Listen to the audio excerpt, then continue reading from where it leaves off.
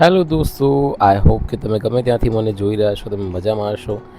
આજે મારું બનાવવાનું છે પીછવાઈ કુર્તા કોટી. મારા એક કસ્ટમર છે જેમને ઘરે એક બહુ શુભ પ્રસંગ આવવાનો છે અને એમના માટે અમે લોકો એ કુર્તા અને કોટી ડિઝાઇન કરવાના છીએ. પણ એમની થીમ ફિક્સ છે કે એમને લોકોને પીછવાઈ પેઇન્ટિંગ ઉપર જ ડિઝાઇન જોઈએ છે. સો અમે એના માટે સૌ પ્રથમ તો પહેલાં સ્કેચ ડિઝાઇન કર્યા, ઇલિસ્ટ્રેશન ડ્રોઈંગ કર્યું, એના પછી ઇલિસ્ટ્રેશન પ્રમાણે અમે લોકો સ્કેચ ડિઝાઇન કર્યા, સ્કેચ પછી એના વર્કના સેમ્પલ બનાવ્યા, સેમ્પલ પછી અમે એ ડિઝાઇન વર્કમાં આપી.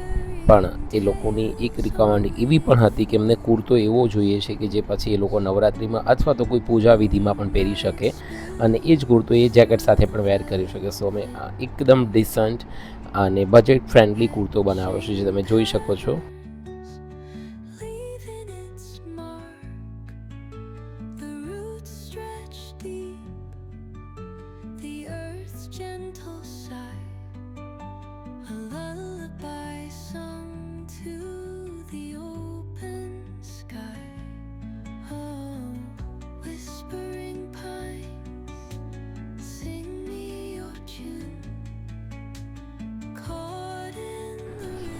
કુર્તા પછીની વાત આવે છે જેકેટને. જેકેટનો સ્કેચ જુઓ તમે, કેટલો જોરદાર અમે લોકોએ બનાવ્યો છે. મારી એવી ઈચ્છા હતી કે હું એમને થોડું પેલેસનું ટચ આપું.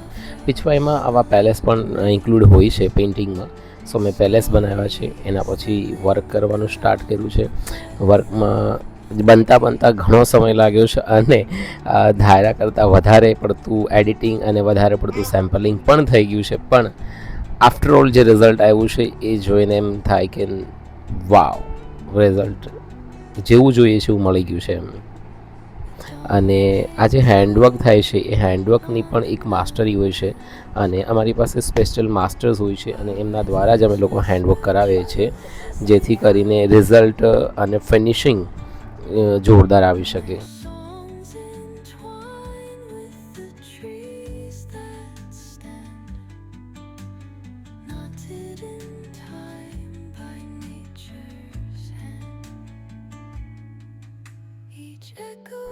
કારીગર્સ લોકો માત્ર ને માત્ર હાથ ચલાવવાનું જાણે છે. વર્કનું ફિનિશિંગ તમારી સાથે રહીને પોલિશ થઈને પછી એમના હાથમાં આવે છે અને આપણે કેટલું ફિનિશિંગ જોઈએ છે એ આપણા ઉપર આધારિત હોય છે અને ફિનિશિંગના જ ભાવ હોય છે. એટલે આ લોકોને ફિનિશિંગ લાવવામાં પણ આપણે ઘણો સમય આપવો પડે છે, એમને ઘણું સમજાવવું પડે છે અને આફ્ટર આ રિઝલ્ટ મળે છે.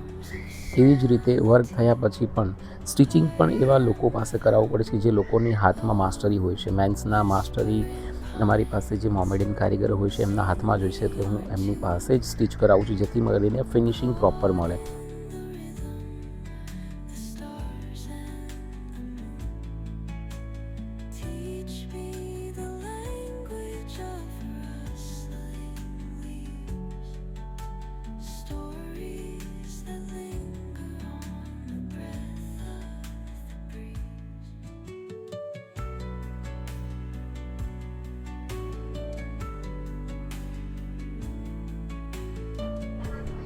કપડાં સ્ટીચ થઈ ગયા પછી એમના ઉપર આયનિંગ કરવી પડે છે અને વર્ક થયેલા કપડાની આયનિંગ પણ એમને ઉપર એક અલગથી કપડું રાખીને કરવાની હોય છે, જેથી કરીને વર્કનું જે ફિનિશિંગ છે અથવા તો વર્કની જે ક્વોલિટી છે એ બગડે નહીં.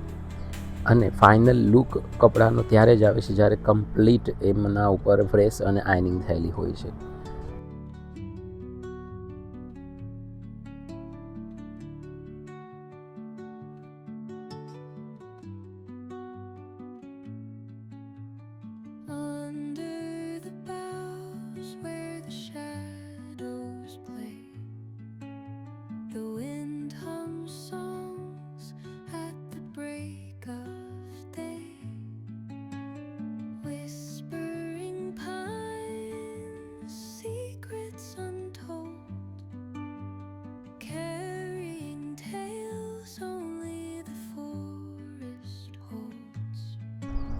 તમે જ્યારે કોઈ ડિઝાઇનર પાસે કપડાં ડિઝાઇન કરાવો છો અથવા તો ડિઝાઇનર પાસેથી કપડાં પરચેઝ કરો છો, તેમનો એક બેસ્ટ બેનિફિટ એ હોય છે કે તમારા જેવા કપડાં બીજા 10 લોકો પાસે નથી હોતા અને તમે લોકો કરતાં કંઈક યુનિક તમારા સ્પેશિયલ ફંક્શનમાં પહેરી શકો છો.